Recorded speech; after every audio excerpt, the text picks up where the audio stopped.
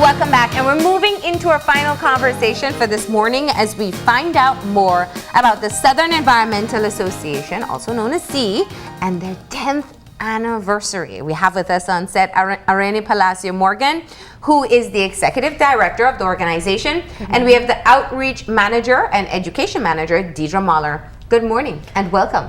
Good morning. Thank you for having us. And thank you for joining us in our celebration of our 10 years. Yes, congratulations. Thank you. Thank you. It's 10 years of hard work, of conservation, of protected areas management. Yeah. It's quite an achievement for us. Yeah. So we're very proud of where we are and what we're doing now to commemorate it. Yeah. So Arreini, let's just talk about what the Southern Environmental Association does. Let's start there. Certainly. So the Southern Environmental Association is a 10-year non-governmental organization, community-based. Came out of community advocacy for conservation of the marine resources. And what we do now is we are a co-manager of 2 protected areas off the coast of Placencia.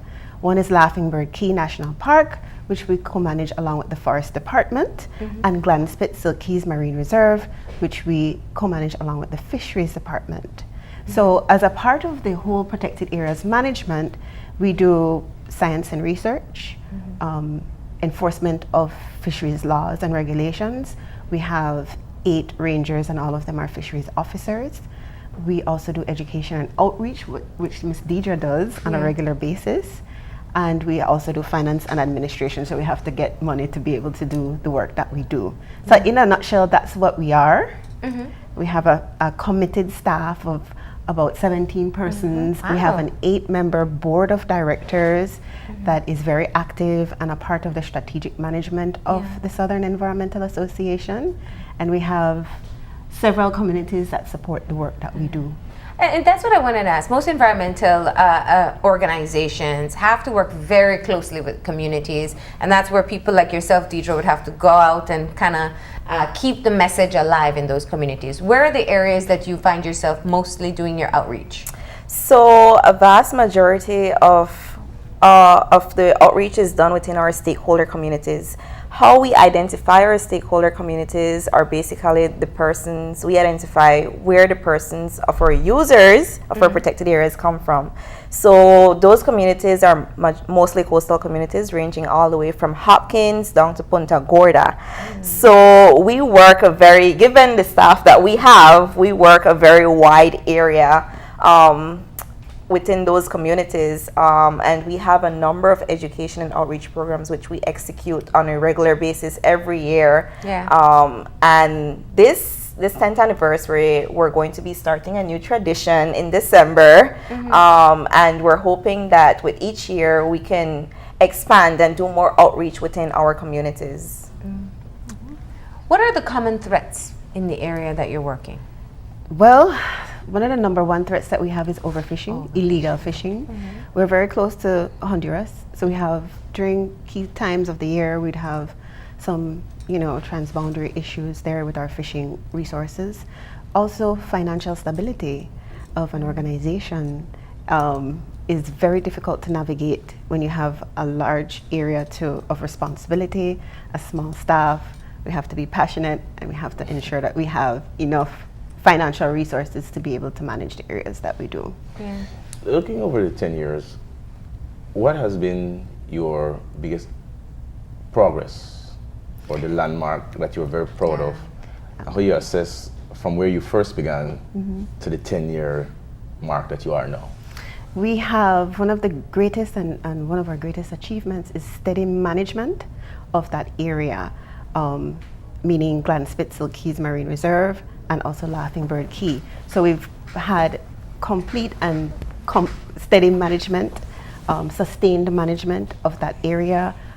We've invested a lot of resources into it, and it has been successful in that the last Healthy Reefs Report card cited that area as one of the healthiest in the region. So we feel a little bit happy about these little successes, proud of these successes, as hard as they are to achieve. Now, I have always said on this show that I firmly believe the most beautiful islands in this country are in the south. We fully support There that. is Absolutely. and the only reason anyone can disagree is because they haven't been there. Like, it's just that simple. The minute you and we saw some of the pictures. They're kind of the iconic image of the blue water, white sand, beachy area, and it still is an area where people still don't venture to discover.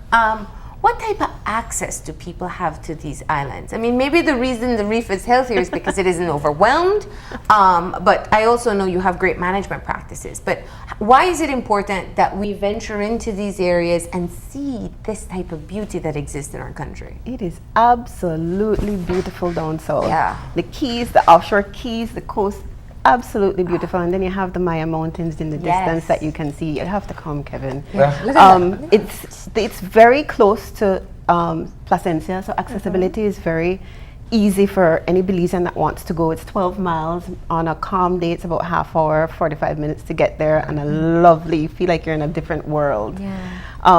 That's Laughing Bird Key that I'm speaking to, and that's what we're looking at right now. Gladdenspit is maybe 45 minutes away from the South Silk Keys, where people go. Some of the most pristine, beautiful diving grounds, snorkeling, a lot of activities, beach area for families to play.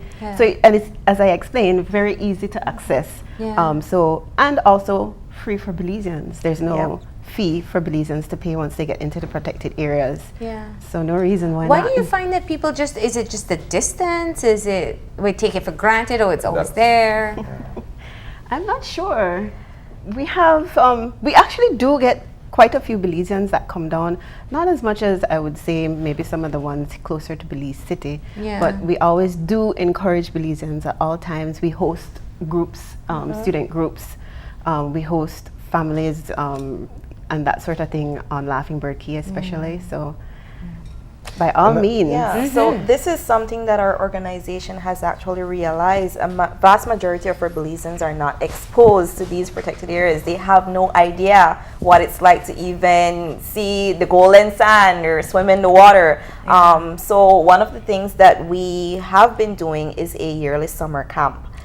Even though we host these summer camps within our coastal communities, you'd be very surprised to find out that these children have never visited a protected area. So as a feature of the summer camp that we host every year, on the final day of our summer camp, we take these kids on a trip to Laughing Bird Key National Park so that they can actually have this experience. One of the new things we did this year is that we actually hosted a group from Bullet Tree, which is all the way inland. And these kids have never been on an island, never been to a protected area. So it was quite an amazing experience for them, and it's something that we hope that we can continue to do within over the next couple of years.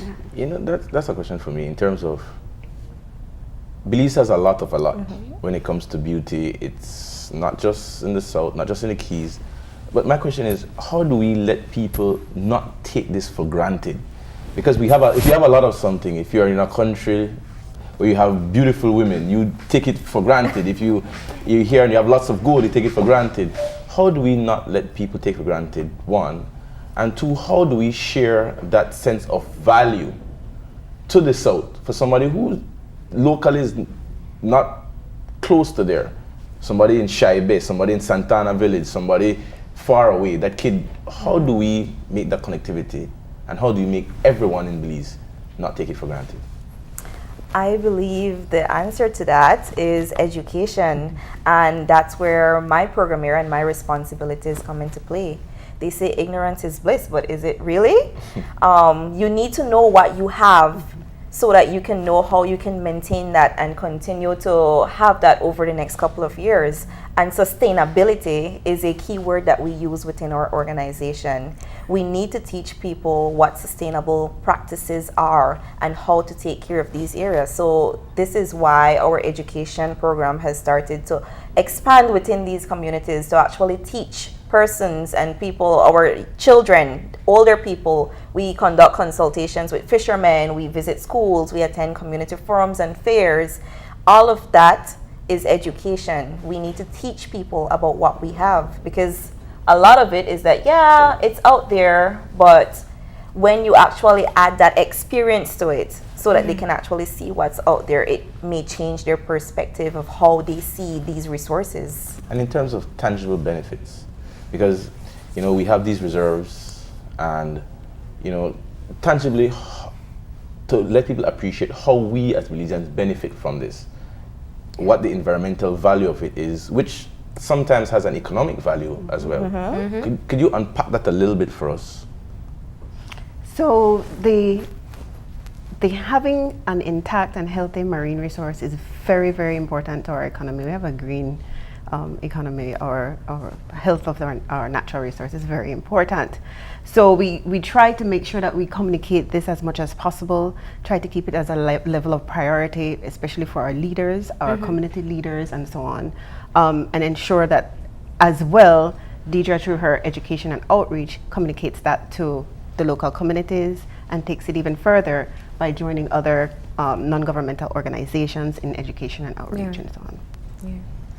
Now, achieving a milestone of your 10th anniversary, I'm sure is a very reflective time. NGOs being able to survive, maintain funding, grow your staff, but you also want to look forward as to what the next big goal is. And what is that for C?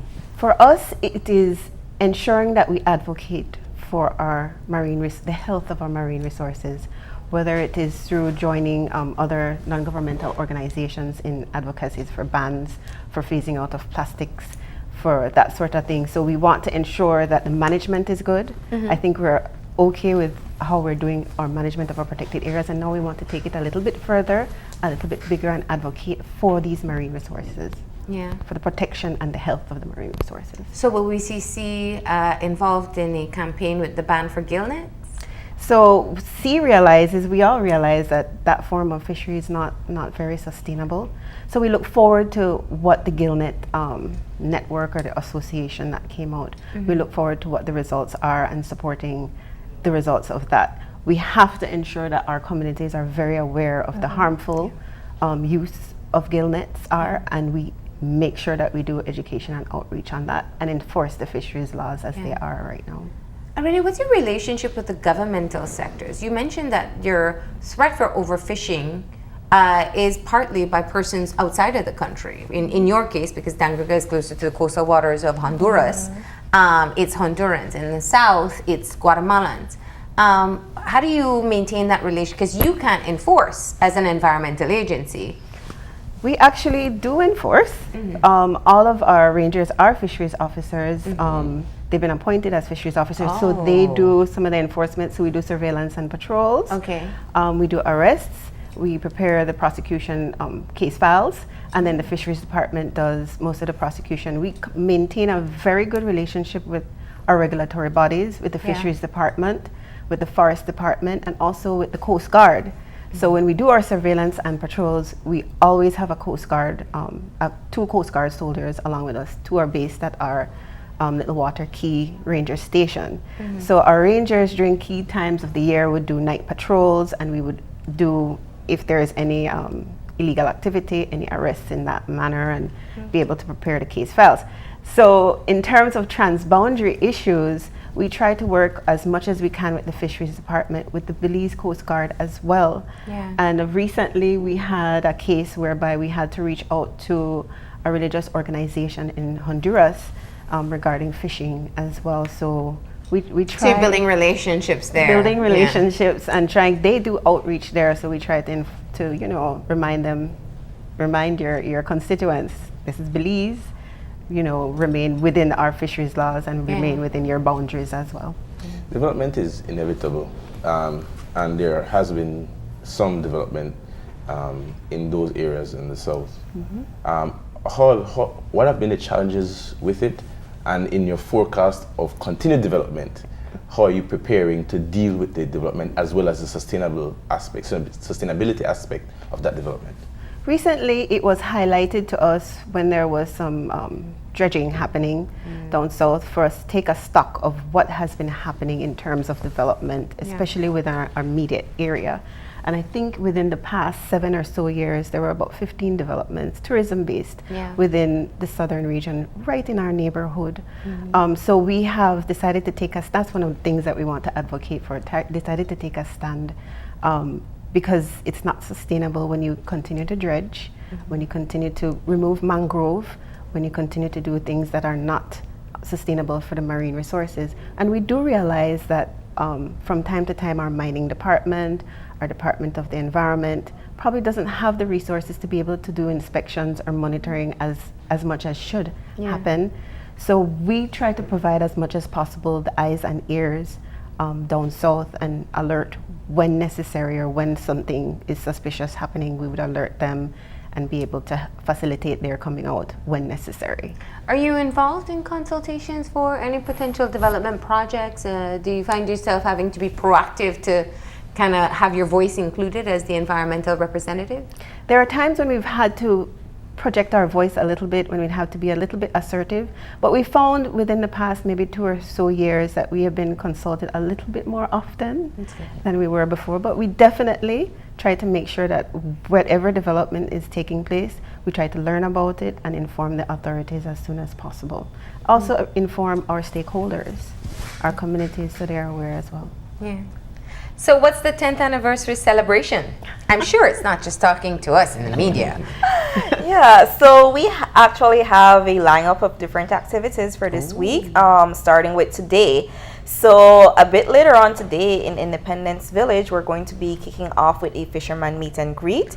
As a part of our 10th anniversary, it's very important that we highlight our stakeholders and the users of our protected areas.